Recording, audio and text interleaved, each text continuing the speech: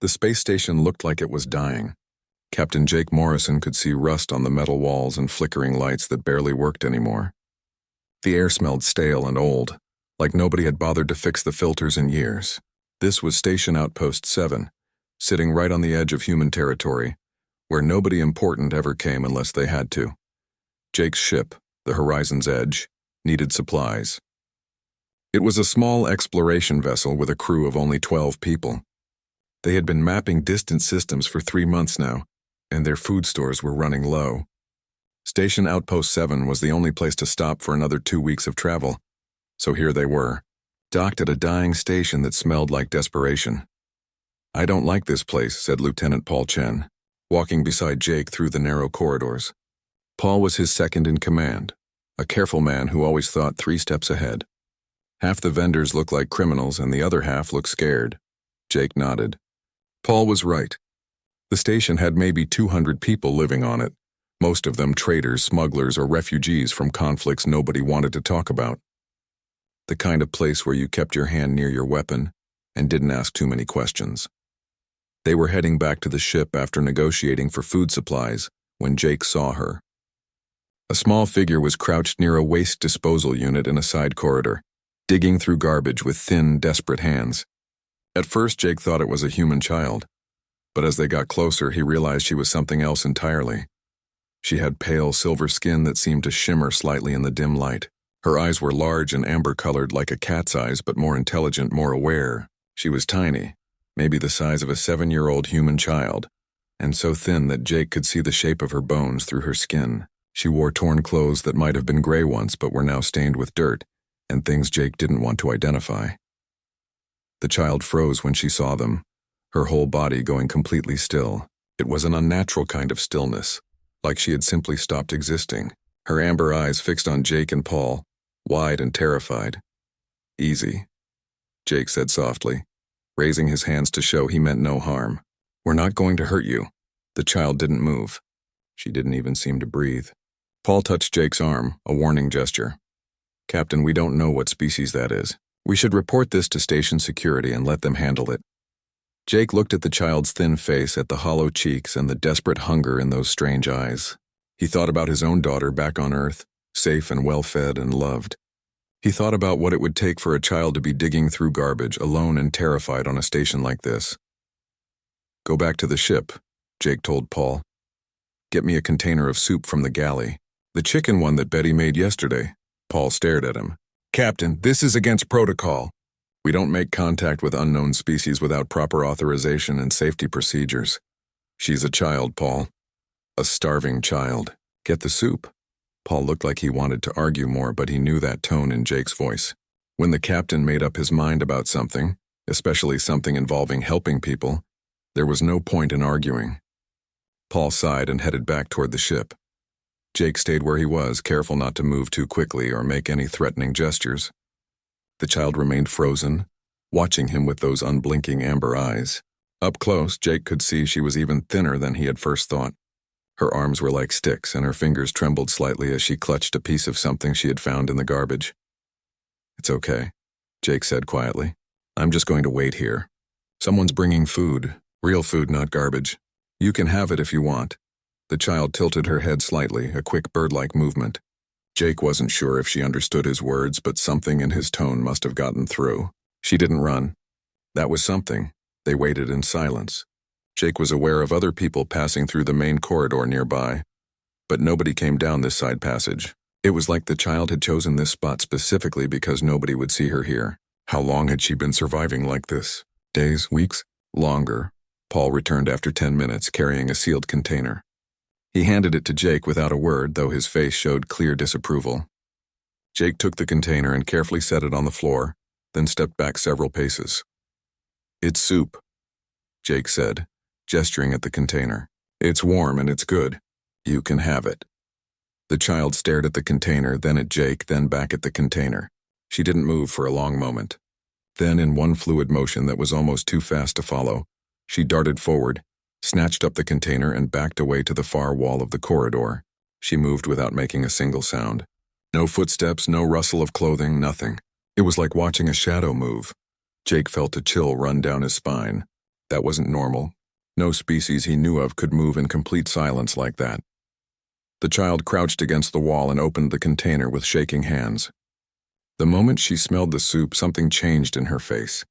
The fear was still there, but underneath it was desperate, aching hunger. She lifted the container to her lips and drank.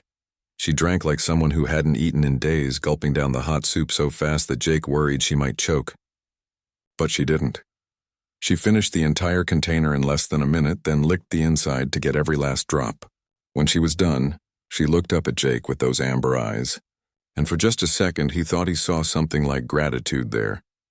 Then she set down the empty container, very carefully and deliberately, and disappeared. Jake blinked. One moment she was there, the next she was gone. He hadn't seen her move.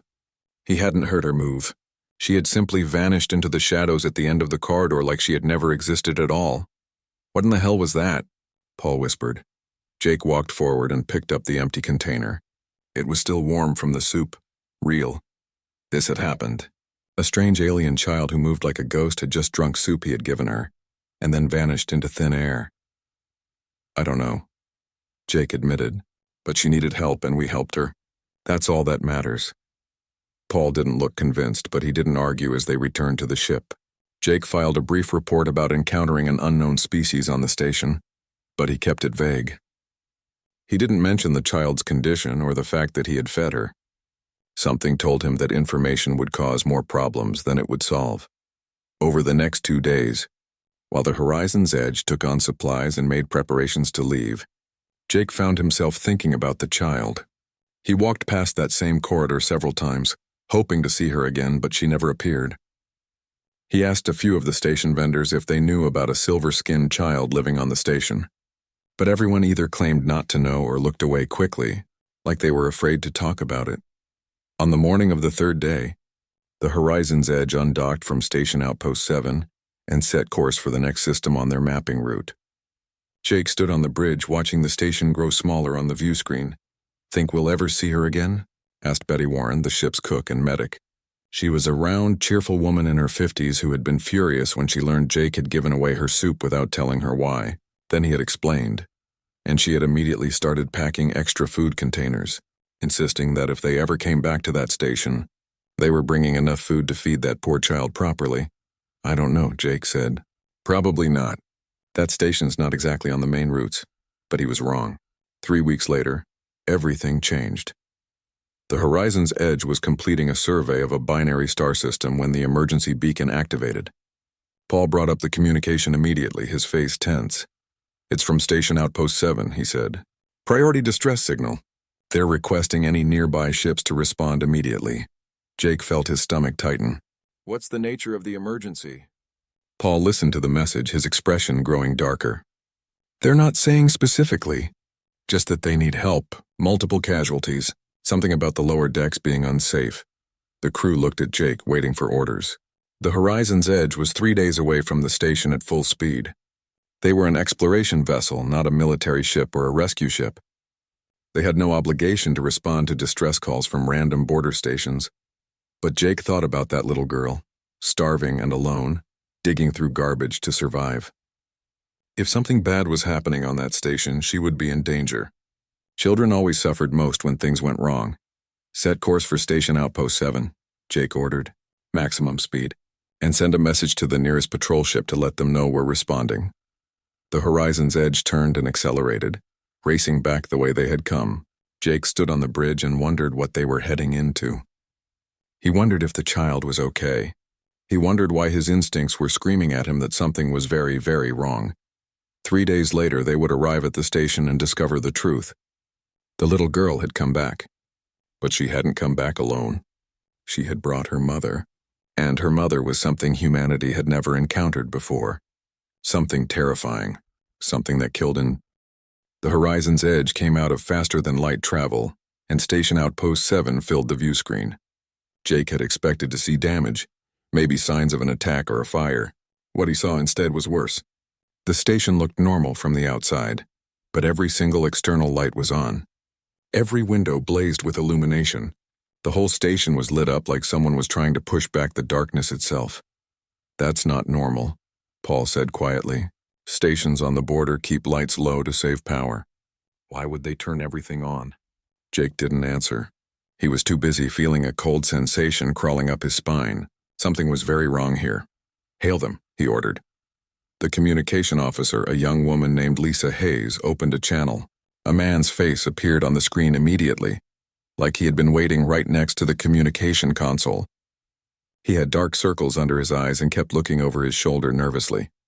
This is Administrator Gregory Walsh of Station Outpost 7. Are you the Horizon's Edge? Captain Morrison? That's right, Jake said. We received your distress signal. What's your situation? Gregory's face twisted with something between relief and terror. Thank God, we need help. We need someone who can fight this thing. The security teams can't stop it. Nobody can stop it. Stop what? What's attacking you? We don't know, Gregory said, and his voice cracked. We never see it. It's in the lower decks. Started 5 days ago. Security teams go down and they don't come back. Or we find them later with their necks broken. No sounds, no warnings. No footprints. No sensor readings, nothing. It's like a ghost is hunting us. Jake exchanged a look with Paul. How many casualties? 13 dead. Another 7 missing. We've evacuated everyone to the upper levels and sealed off the lower decks, but people are terrified. Some are saying the station is cursed. Others are saying it's a monster. I don't know what it is, but it kills silently and we can't fight what we can't see. Jake felt his mouth go dry. Kills silently. Moves without being seen. Like a shadow. Like a small child who could vanish into thin air. We're coming aboard, Jake said. But we need you to tell me something first. Is there a child on your station? Silver skin, amber eyes, about 7 years old in human terms. Gregory's face went pale. The Valari child, yes, she's here. She appeared 3 days before the killing started. But she's just a child. She couldn't be doing this, Valari, Jake repeated. The name meant nothing to him. What do you know about her people? Almost nothing. They're rare, very rare. I've been administrator here for 6 years, and that's the first one I've ever seen. Some of the older traders say the Valari were warriors once before most of them died out. But that's just rumors and old stories. Nobody really knows. Jake made a decision. We're docking. Get your remaining security team together. We're going to the lower decks to find out what's happening. Captain, are you insane? I just told you that's where people are dying. I know. But sitting in the upper decks while something hunts you isn't going to solve anything. We need to find it and stop it, or at least find out what it wants. Gregory looked like he wanted to argue, but desperation won out. Okay, docking bay 3 is clear. I'll have my security chief meet you there. The Horizon's Edge docked smoothly, and Jake assembled a team. Paul insisted on coming, along with 3 of their best crew members. Betty packed a medical kit, muttering under her breath about stubborn captains walking into obvious danger. Jake took a weapon, something he rarely did. A simple plasma pistol, standard security issue. They met Gregory Walsh and his security chief in the docking bay. The security chief was a big man named Carl Porter, with scars on his face and the look of someone who had seen real combat. He did not look happy. You should turn around and leave, Carl said bluntly. Whatever's down there, it's not something we can fight. I've been in 3 wars and I've never seen anything like this. My people aren't cowards, but they're terrified. Some have already left the station on whatever ships would take them. Tell me about the bodies you found, Jake said. Carl's jaw tightened. Clean breaks. Necks snapped with precision. No struggle, no defensive wounds, nothing. Like they didn't even know something was coming for them until it was too late. One man was found in a sealed room with the door locked from the inside. Something got in and out without opening that door. Do you have security footage? Nothing useful. Sometimes the cameras flicker or go dark for a second or two. When they come back on, there's a body. We never see what killed them. Jake felt that cold sensation again. He thought about the child moving in absolute silence, disappearing like she had never existed. If she could do that, what could an adult of her species do? Take us to the lower decks, Jake said. Carl led them through the station. The upper levels were crowded with frightened people, families huddled together, traders packing their goods to leave. Everyone stared at Jake's group as they passed. Nobody tried to stop them. Nobody volunteered to help. The entrance to the lower decks was a heavy blast door that had been sealed. Carl entered a code and the door groaned open, revealing a stairwell leading down into darkness. The lights below were either broken or turned off. The power works down there, Carl said, but the lights keep getting shut off. We turn them back on and within an hour they're off again. Like something doesn't want us to see. Jake clicked on a flashlight mounted to his weapon. The others did the same. 6 beams of light pushed into the darkness below. "Stay close," Jake ordered. "Watch each other's backs.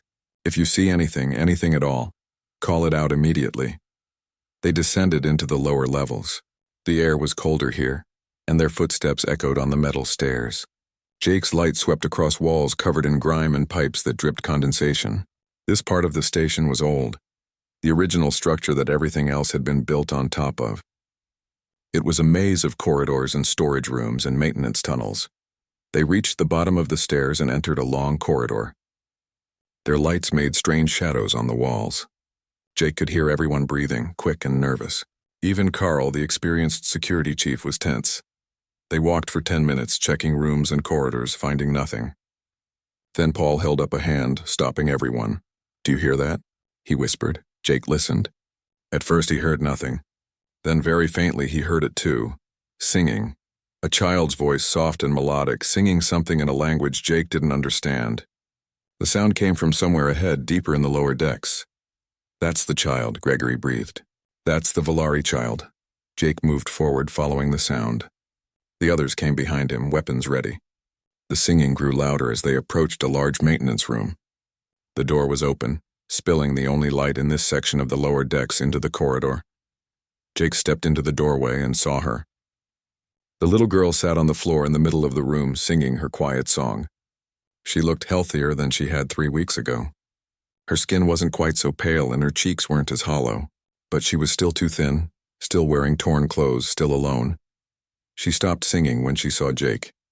Her amber eyes fixed on him, and then, incredibly, she smiled. It was a small, shy smile, but it transformed her face completely. "Hello," Jake said softly, lowering his weapon. "Do you remember me?" The child stood up. She reached into her clothes and pulled out a small device, holding it out toward Jake. It looked like a translator unit, old and battered but functional. A voice came from it, mechanical and flat, she remembers. "She told me about you." The human who gave food when she was starving. The one who showed kindness. Jake's blood went cold. That voice wasn't coming from the child. It was being transmitted from somewhere else. Someone else was speaking through the translator. Movement in the shadows behind the child. Jake's light swung up automatically and caught a glimpse of something tall. Something moving with that same impossible silence. Then it was gone. Melted back into the darkness beyond his light's reach. But that glimpse had been enough. Tall, silver-skinned, amber eyes that reflected his light like a cat's. An adult, the child's mother. "Show yourself," Jake said, trying to keep his voice steady. The voice came from the translator again. "I am here. I have always been here. You cannot see me because I do not wish to be seen." "The people you killed," Jake said. "Why, killed?" The mechanical voice somehow managed to sound puzzled. "I have killed no one on this station. 13 people are dead with broken necks," Carl growled. "If you didn't do it, who did?" Silence for a long moment. Then the child picked up the translator and spoke into it in her own language. The device processed her words. "Mother says the dead ones hurt people, hurt children, took things from weak ones. Mother watched. Mother learned their patterns. Mother gave them justice." Jake felt his world shift. "Justice?" "They were predators," the mechanical voice said. "I am a hunter of predators. Your people call them criminals, yes? The ones who prey on the helpless. They are the ones I removed." Gregory stepped forward, his face red with anger. "You can't just kill people. We have laws, courts, proper procedures for dealing with criminals. Your laws did not protect my daughter." The voice was calm, factual. "She starved on your station for 27 days before this human fed her." The child walked to the edge of the light and held out her hand toward the darkness. A moment later, a larger hand emerged from the shadows and took it. The mother stepped into the light and Jake finally saw her clearly. She was tall, nearly 7 feet, with the same silver skin and amber eyes as her daughter. But where the child looked delicate and small, the mother looked like she was made of coiled steel. She was thin but clearly strong, with long fingers that moved with perfect control. She wore dark clothing that seemed to absorb light rather than reflect it. Her face was angular and beautiful in an alien way, with high cheekbones and a sharp jawline. But what struck Jake most was how she moved. Even standing still, there was something about her that suggested she could explode into motion at any second. like a predator waiting to strike. And when she shifted her weight slightly, there was no sound at all. Not the rustle of clothing, not the scrape of a boot on metal. Nothing. "I am Lyra," she said, and this time her voice came from her own mouth, speaking heavily accented English. The translator must have been helping her learn. "This is Kira, my daughter. We are Valari. We are the last of a people your galaxy tried to erase." "What do you mean?" Jake asked. Lyra's amber eyes fixed on him with an intensity that made him want to step back. But he held his ground. 50 years ago, the Valari numbered in the millions. We lived on 3 worlds in the outer regions. We were hunters, yes, but we were also artists, philosophers, engineers. We had a civilization. Then the Coalition decided we were too dangerous to exist. "What coalition?" Paul asked. 7 species formed an alliance. They said the Valari were a threat to galactic peace. They said our abilities made us natural assassins, that we would always be used as weapons by others. They said it would be better if we simply did not exist anymore. Lyra's voice remained calm, but Jake could hear the pain underneath. They bombed our worlds. They hunted us across space. They offered bounties for Valari bodies, dead or alive. Within 10 years, most of my people were gone. Kira pressed against her mother's leg, and Lyra put a protective hand on her daughter's head. Those who survived scattered. We hide in the forgotten places, the border stations, the dead systems where nobody looks. We starve, we die slowly. My daughter and I have been alone for 3 years since her father was killed by bounty hunters. Lyra looked down at Kira with such love that it made Jake's chest ache. I could not protect her from hunger. I could not keep her safe and also find food. I was failing her. Then you gave her soup. The mechanical simplicity of those last words hit Jake hard. You gave her soup. Such a small thing. A container of chicken soup that his cook had made. But to this mother and child it had meant everything. "I'm sorry about your people," Jake said quietly. "I didn't know. Humanity didn't know. We're new to this part of space, I know. That is why I am here. You helped my child without knowing what she was, without fearing her, without demanding payment. That tells me something about humans. It gives me hope." Lyra crouched down so she was at eye level with Jake, and her movements were so fluid and silent that it was unsettling. "You asked what we are. I will show you. But do not be afraid. I will not hurt you or your people." Before Jake could respond, Lyra stood and walked to the edge of the light. Then she simply vanished. One moment she was there, the next she was gone. Not faded away, not slipped into shadow. Just gone, like she had been erased from existence. Jake spun around, his flashlight beam cutting through the darkness. Where did she go? "I am here." Lyra's voice came from directly behind him. He whirled around and she was there, less than a foot away, her face calm and expressionless. He hadn't heard her move. None of them had. Carl raised his weapon instinctively, but Lyra was already gone again. She appeared across the room near the door. Then she was by the ceiling, clinging to pipes that shouldn't have been able to support her weight. Then she was back in the center of the room, standing beside her daughter. "We evolved as ambush predators," Lyra explained. "Our homeworld was covered in dense forests where sound traveled far. Prey animals could hear the smallest noise, so we learned to move without sound. Our bones are hollow but strong like a bird's. Our muscles are designed for explosive speed but with perfect control. Our skin cells can change temperature, making us invisible to thermal sensors. We can slow our heartbeat and breathing until we barely register as alive." She held up her hand, and Jake saw that her fingers were longer than human fingers, with joints that bent in ways that looked impossible. "We can climb any surface. We can squeeze through spaces half our size. We can remain perfectly still for hours. We are hunters. It is what we are. And killers," Carl said harshly. "Don't forget that part." Lyra looked at him without anger. "Yes, we can kill, efficiently and silently. That is why the Coalition feared us. They were right to fear us. In the wrong hands, a Valari is a terrible weapon. But we are not weapons. We are people. We have children. We sing to them. We tell them stories. We teach them to be better than the galaxy expects us to be." She knelt beside Kira and spoke to her in their own language. The child nodded and took the translator from her mother. "Kira wants to show you something," Lyra said. "She wants to thank you properly." The little girl walked up to Jake, moving with that same eerie silence her mother had. Up close, Jake could see that her amber eyes were full of intelligence and warmth. She reached into her pocket and pulled out something small, holding it out to him. It was a flower, a small white flower made from twisted pieces of wire and scraps of cloth. Crude but clearly made with care and love. Kira had made it herself with whatever material she could find. For you, the translator said in Kira's voice, because you were kind. Jake took the flower, feeling a lump in his throat. Thank you, Kira, it's beautiful. The child smiled, that same shy smile he had seen before, and stepped back to her mother's side. Jake looked at Lyra, at this dangerous, deadly woman who was also a mother trying to keep her child alive. He thought about the pirates, the Red Chain, who had killed so many innocent people. He thought about the colonies who lived in fear of the next raid. The pirates, he said. The Red Chain, they have inside information. Someone in the human fleet or government is feeding them our patrol routes, telling them which ships are undefended. We can't catch them because they always know where we'll be and where we won't be. Lyra nodded slowly. You want me to hunt them? I want to stop them from killing more families, more children. If you can help with that, if you can find out who's betraying us and stop the pirates, then yes. I'm asking for your help. This is insane, Gregory protested. You're asking an alien assassin to hunt human criminals? That's going to cause a diplomatic nightmare. The nightmare is already happening, Paul said quietly. The Red Chain hit another colony ship 2 weeks ago.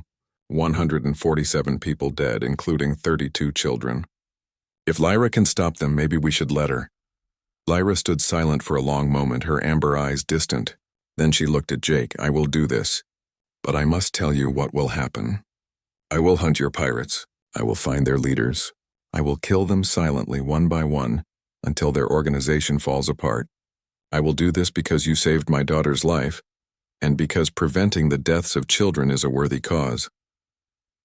How long will it take? Jake asked. 2 weeks, perhaps 3. They will not see me coming. They will not hear me. They will simply die, and their followers will be too terrified to continue. Fear is a weapon as sharp as any blade. Carl stepped forward, his face troubled. What about evidence? Trials, justice? I am justice, Lyra said simply. That is what my people became when your coalition tried to erase us. We became the hunters in the dark, the shadows that balance scales. The Red Chain pirates have killed hundreds. They show no mercy. I will show them what it means to be hunted by something they cannot fight. Jake felt a cold certainty settle over him. This was wrong in so many ways. It violated protocols, laws, regulations. It went against everything the human fleet stood for about proper procedures and rules of engagement. But it would work. And it would save lives. Do it, he said. Hunt them, stop them. But Lyra listened to me carefully. Only the pirates. Only the ones who have actually killed people. Not informants, not associates, not people who might be involved. Only confirmed killers. Understood. Lyra put her hand on Kira's shoulder. My daughter will stay here on this station where it is safe. When I return, I will come for her. Guard her, Captain Morrison. She trusts you. Wait, Jake said. You're leaving her here? Alone? She will not be alone. The administrator will watch her. Lyra looked at Gregory with those intense amber eyes. You will make sure she is fed. You will make sure she has a warm place to sleep. You will protect her, because if anything happens to my daughter while I am gone, I will return and this station will become a tomb. Do you understand? Gregory went pale, but he nodded. I understand. The child will be safe. You have my word. Lyra knelt and embraced her daughter, speaking softly in their language. Kira hugged her mother tightly, and Jake saw tears on the child's face. Then Lyra stood, kissed her daughter's forehead, and looked at Jake one more time. The first report came 3 days after Lyra disappeared into the darkness. Jake was on the bridge of the horizon's edge reviewing survey data when Paul rushed in with a datapad. Captain, you need to see this. It's about the Red Chain. Jake took the pad and read the message. It was from a human patrol ship operating 2 systems away. They had found the body of Commander Victor Kane, second in command of the Red Chain pirates, floating in an escape pod. His neck was broken. There were no signs of struggle, no indication of how someone had gotten into a sealed escape pod in the middle of space. She started, Jake said quietly. Over the next week, more reports came in. The Red Chain's chief navigator, a man named Stuart Cross who had planned dozens of raids, was found dead in his locked quarters aboard the pirate flagship. The security officer who had personally executed prisoners was discovered with his neck broken in a supply closet. A weapons specialist who had designed the bombs used to destroy colony ship engines simply vanished from his bunk, never to be seen again. The pattern was always the same. No sounds, no witnesses, no security footage showing anything useful. Sometimes cameras would flicker off for a few seconds, and when they came back on, there would be a body. The pirates were terrified. Jake monitored the reports obsessively. Part of him was horrified at what he had set in motion. These were executions, pure and simple, carried out without trial or due process. But another part of him remembered the colony ship massacres, the children who had died, the families torn apart. The red chain had shown no mercy. Was it wrong that they were now receiving none? On the 10th day, Jake received a communication request from an unexpected source. The screen showed an older woman in a military uniform, her face lined with experience and authority. Admiral Helen Foster, commander of the Human Fleet's Border Security Operations. Captain Morrison, she said without preamble. I understand you recently encountered an unknown alien species at Station Outpost 7. Jake's stomach sank. Yes, Admiral. I filed a report about it. A very brief report that left out quite a lot of details, I suspect. Admiral Foster's eyes were sharp. I also understand that shortly after your encounter, someone or something began systematically assassinating Red Chain pirates. Would you care to explain the connection? There was no point in lying to her. Admiral Foster hadn't risen to her position by being easy to fool. The alien is called a Valari, Jake said. Her name is Lyra. She's hunting the Red Chain because I asked her to. Admiral Foster was silent for a long moment. You asked an alien assassin to hunt human criminals. I asked a mother to stop the people who are killing children. The Red Chain has massacred over 300 civilians in the last 6 months, Admiral. They have inside information. Someone in our organization is helping them. We can't stop them through normal means. So you decided to become judge, jury, and executioner? No, Admiral. I decided to accept help from someone who could actually make a difference. Admiral Foster leaned back in her chair, studying him through the screen. Tell me about the Valari. Everything you know, Jake told her. About finding Kira starving on the station, about giving her soup, about Lyra returning to repay the debt, about the genocide that had nearly wiped out the Valari species, about their abilities, their culture, their desperate struggle to survive. When he finished, Admiral Foster was quiet for a long time. Finally, she spoke. 50 years ago, the Coalition tried to exterminate an entire species because they were afraid of what they could do. Now you're telling me we have a chance to ally with one of the survivors, and all it cost was a container of soup and basic human decency. Yes, Admiral. The politicians are going to lose their minds over this. The ethics committees will have a field day. There will be inquiries and investigations, and probably several people will lose their careers. Admiral Foster smiled slightly. Fortunately, I'm too old to care about any of that. Here's what's going to happen, Captain. You're going to stay exactly where you are and continue monitoring the situation. I'm going to quietly investigate who's been leaking information to the Red Chain. And when your Valari friend finishes her hunt, you're going to bring her to me for a conversation. Understood? Yes, Admiral. But I should mention that Lyra doesn't take orders well. She's not a soldier or an operative. She's a mother protecting her child and repaying a debt. I understand that, Captain. But if we're going to have Valari operating in human space, I need to establish some kind of relationship with them. At the very least, I need to make sure this doesn't turn into another coalition situation where we end up trying to kill each other. The communication ended, and Jake sat back in his chair, feeling a complex mix of relief and worry. Admiral Foster was a good person, fair and intelligent. If anyone could handle the situation properly, it was her. But Jake still felt responsible for everything that was happening. The reports continued. The Red Chain's leadership was being systematically eliminated, but something unexpected was happening too. The lower-level pirates, the ones who did the actual raiding and killing, were surrendering to human authorities. They were terrified, babbling about ghosts and demons, about death that walked unseen through locked doors and sealed compartments. On the 14th day, the leader of the Red Chain himself was found dead. Captain Henry Ward had been the architect of dozens of massacres, a cruel man who took pleasure in the suffering of others. He was found in his quarters aboard his flagship, the Crimson Blade, with his neck broken. The flagship had been surrounded by the entire pirate fleet at the time. Every security measure had been active. It hadn't mattered. With their leader dead and their command structure destroyed, the Red Chain fell apart. Ships scattered. Some pirates fled to distant systems. Others surrendered. Within 3 days of Henry Ward's death, The most dangerous pirate organization in human space had ceased to exist. Jake was reviewing the final reports when Lisa called out from the communication station. "Captain, we're receiving a transmission from Station Outpost 7. It's Administrator Walsh. He says it's urgent." "Put him through." Gregory's face appeared on the screen. He looked tired but relieved. "Captain Morrison." "She's back. Lyra returned to the station an hour ago. She's asking for you." Jake felt his pulse quicken. "Is she all right?" "She seems fine. Completely uninjured. It's like she went for a walk instead of hunting pirates across half a dozen systems." Gregory paused. "She's with her daughter now. They're in the same maintenance room where you first met them. She says she'll wait for you there. Tell her I'm on my way. We'll be there in 6 hours." The Horizon's Edge made the journey to Station Outpost 7 at maximum speed. When they docked, Jake took only Paul with him. This wasn't a military operation anymore. It was a conversation between people who had, against all odds, become something like friends.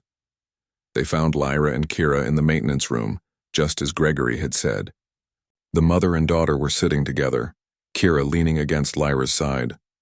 They looked peaceful, content like any parent and child enjoying a quiet moment together. Lyra stood when Jake entered. She looked exactly the same as before. No visible signs of the hunt she had just completed. No blood, no bruises, no exhaustion. Just the same calm, deadly grace. "It is done," she said simply. "The Red Chain no longer exists. Their leaders are dead. Their followers are scattered or captured. Your children are safe from them now." "Thank you," Jake said, and meant it despite his complicated feelings about how it had been accomplished. "You saved a lot of lives. I took lives to save lives. That is the way of a hunter." Lyra looked down at Kira, who was watching Jake with those big amber eyes. "But I also learned something during my hunt. I listened to the communications between your ships. I watched how your people reacted to the deaths. Most were relieved, happy that the pirates were gone. But some were troubled, concerned about justice and proper procedures. That's humanity," Jake said. "We argue about the right way to do things even when the results are good." "It is not a weakness," Lyra said thoughtfully. "My people were hunters. We were good at killing. But we never stopped to ask if killing was always the answer. Perhaps that is why the Coalition feared us. Perhaps that is why they tried to erase us. Your people question. You debate. You worry about right and wrong even when it slows you down. That is a kind of strength." Paul spoke up for the first time. "What will you do now?" "You and Kira?" Lyra was quiet for a moment, her hand resting on her daughter's head. "I do not know. We have survived, but survival is not the same as living. Kira needs more than I can give her alone. She needs safety, education, a future that is more than hiding in dark places and scavenging for food." Jake felt an idea forming, one that was probably crazy, but felt right anyway. What if she stayed with us? With my crew on the Horizon's Edge? Lyra's amber eyes fixed on him with sudden intensity. "You would take my daughter onto your ship?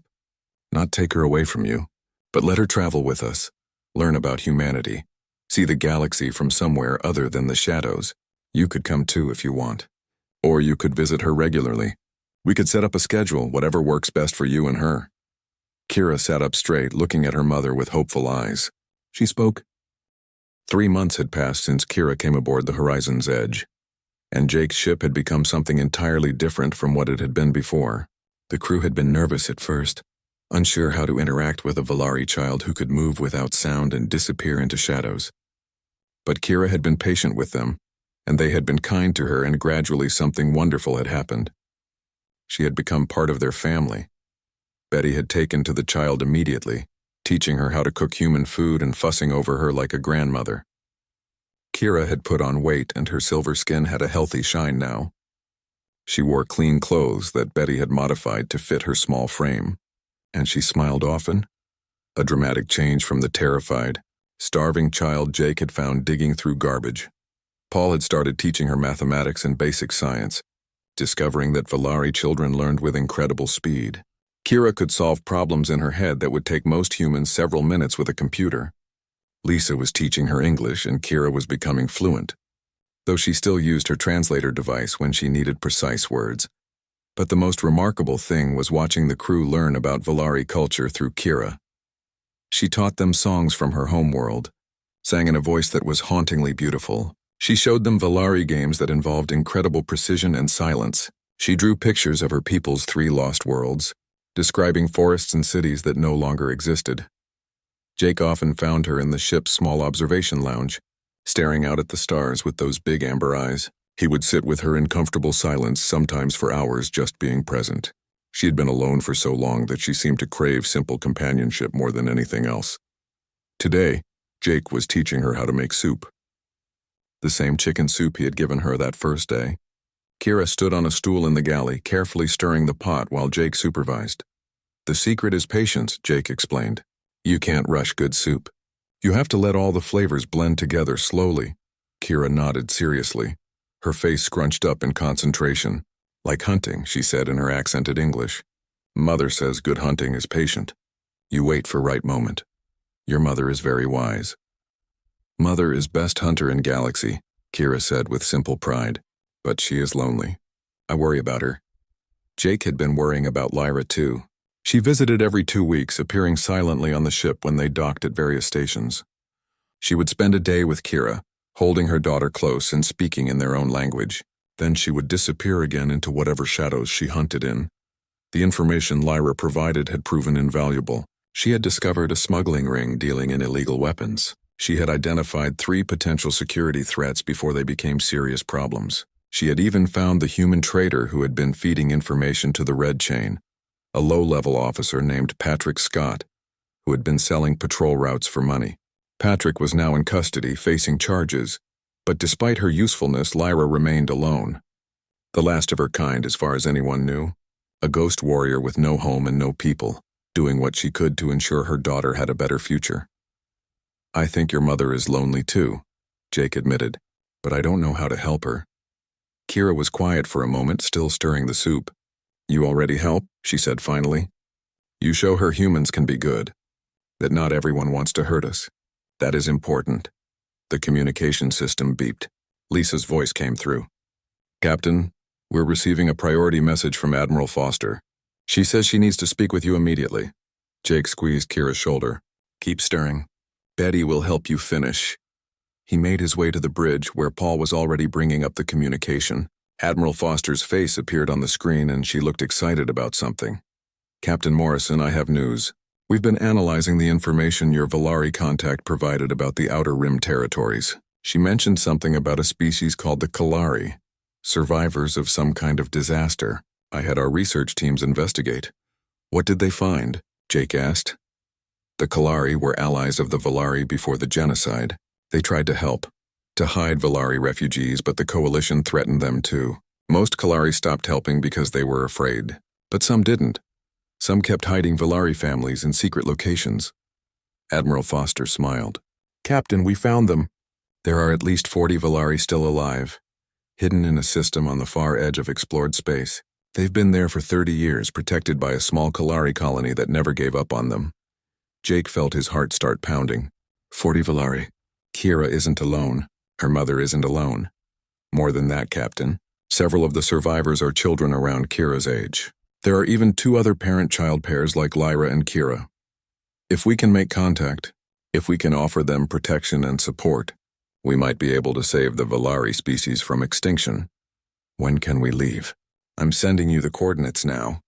It's a 2-week journey from your current position. Captain, I want you to handle the first contact personally, you and Kira together. If any humans can convince scared Valari survivors that we're not a threat, it's the 2 of you." After the communication ended, Jake stood on the bridge, barely able to process what he had just learned. 40 Valari, a chance to bring them together. A chance to give Kira a community, to give Lyra hope for something more than survival. He needed to tell Lyra immediately. Finding her was the hard part. She never told them where she went or how to contact her. She simply appeared when she decided to visit. But Jake had an idea. He went to Kira's small quarters and found the translator device she kept there. Lyra had given it to her daughter, which meant she would have a way to monitor it or track it. He activated the translator and spoke into it. "Lyra, if you can hear this, we need you to come to the ship as soon as possible. We have information about your people, other Valari survivors. Please come." Then he waited. 1 hour passed. 2 hours. Jake was starting to worry that Lyra couldn't hear the message or couldn't come immediately. Then Lisa called from the bridge. "Captain, there's someone in the cargo bay. Sensors didn't detect anyone entering, but the internal cameras just picked up a figure. I think it's her." Jake rushed to the cargo bay. Lyra stood in the center of the room, her tall frame rigid with tension. The moment she saw Jake, she moved toward him with that silent, fluid motion. "You said there are others," she said urgently. "Other Valari, where?" Jake told her everything Admiral Foster had said. As he spoke, he watched Lyra's face change. The controlled, calm expression she always wore cracked, showing raw emotion underneath. Hope. Desperate, painful hope. 40 survivors, she whispered. 40 of my people still alive, still hidden, still afraid. "We can bring them together," Jake said. "Humanity will protect them. We'll make sure what happened before never happens again. You don't have to be alone anymore, Lyra. None of you do." For the first time since Jake had met her, Lyra completely broke down. She covered her face with her long-fingered hands and her shoulders shook. She made no sound, even crying in silence, but the grief and relief pouring out of her were overwhelming. Jake did something he had never imagined doing with a deadly alien hunter. He stepped forward and put a hand on her shoulder, offering comfort the only way he knew how. Lyra didn't pull away. Instead, she leaned into the gesture, accepting the kindness like someone who had been starving for human touch. When she finally composed herself, she looked at Jake with those amber eyes full of tears. "You gave my daughter soup," she said. "Such a small thing. And from that small kindness, everything changed. You saved her life. You saved my life by giving me hope. Now you offer to save my entire species." "I'm not saving anyone," Jake said. "I'm just doing what any decent person would do. Helping when I can, showing compassion when it's needed. That is more rare than you know. I have lived in the shadows of 100 worlds. I have seen the cruelty that species inflict on each other, the casual disregard for suffering. Your humanity shows me something different. You are not perfect, but you try to be better. That is the important thing." Kira appeared in the doorway of the cargo bay, drawn by some sense that her mother was here. She ran to Lyra, and the tall Valari woman swept her daughter up in her arms, holding her close. "We are going to meet others like us," Lyra told her daughter in English, wanting Jake to understand too. "Other Valari. You will have friends, teachers, a community. You will not be alone anymore." Kira's face lit up with joy, and she hugged her mother tightly. "Really? Other children like me?" "Yes, little one. Other children. Other families. Perhaps even a future for our people." Over the next 2 weeks, the Horizon's Edge traveled to the coordinates Admiral Foster had provided. The journey took them through uncharted systems to a small planet orbiting a dim star. As they approached, they were hailed by a Kalari ship, a species Jake had never encountered before. The Kalari were insectoid, with multiple limbs and compound eyes, but their spokesman spoke perfect English through a translator. "Human vessel, identify yourself and state your purpose. This system is under Kalari protection." Jake explained who they were and why they had come. There was a long pause. Then the Kalari spokesman said, "We have protected the Valari for 30 years, hiding them from